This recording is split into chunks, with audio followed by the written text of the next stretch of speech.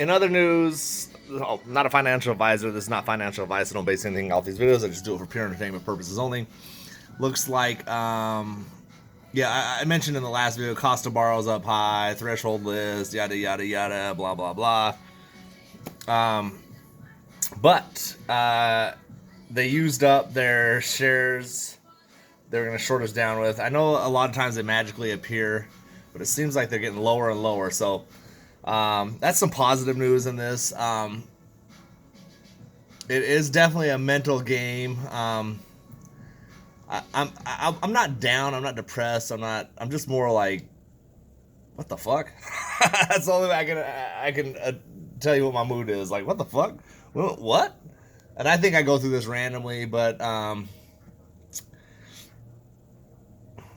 it's gonna be all right, man. Regardless of what I say or anyone says, no one really knows. This thing's gonna do what it's gonna do. I have the utmost faith that it's gonna do something positive for retail. But do your own research, man. Always do your own research. Have your own numbers. Have your own brackets. Your own idea. It doesn't even have to stick to the brackets, but have an idea where you're gonna be at. Write down, your bills, your goals, and things like that. So if it does mow ass, and when it does, not financial advice, then okay, look, if I want to pay my debt off, this is how much I got to pull out, how many shares. Or if I want to buy this new house, this is what I got to do. Or if I just want to freaking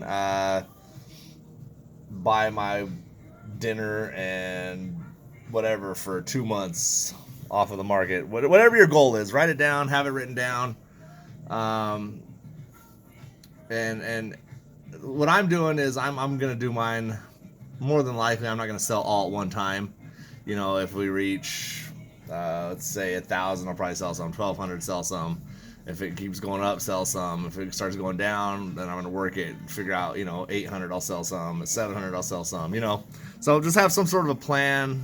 The percentage you want to get rid of at what price. Not financial advice. I'm not a financial advisor, obviously. And then also, one thing I think is good to have is selling on a limit. A lot of times you sell or buy on market. I buy on market often, but selling on market, you're gonna get that. You could get that loading, and let's say you were trying to sell at 500. A share is going to load, and it could be so volatile that's going to drop down to like 300. So you're only going to get 300 per share. So something to be aware of, to think about.